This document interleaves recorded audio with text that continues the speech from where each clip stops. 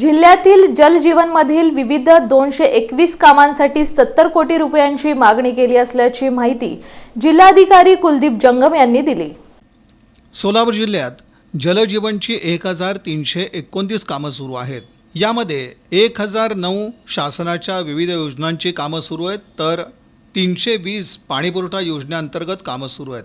विविध शासकीय योजना आणि नळ पाणीपुरवठा 2000 कोटींची कामं प्रगतीपथावर आहेत।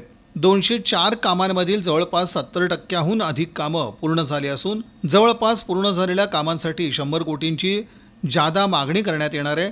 सोलापूर जिल्ह्यात चुकीच्या पद्धतीनं शासनाच्या नियमानुसार कामं न करणाऱ्या 41 ठेकेदारांवर कारवाईचा बडगा उचलण्यात आला आहे। जिल्ह्यातील या ठेकेदारांकडून 47 लाखांहून अधिक दंड वसूल करण्यात आला असून यातील काही ठेकेदार काळ्या यादीत टाकण्याच्या प्रक्रियेस सुरुवात करण्यात आली आहे। तसंच सोलापूर जिल्ह्यात लंपी आजार वाढू नये म्हणून योग्य ती काळजी पशुपालकांनी घ्यावी असं आवाहन करण्यात आलं आहे।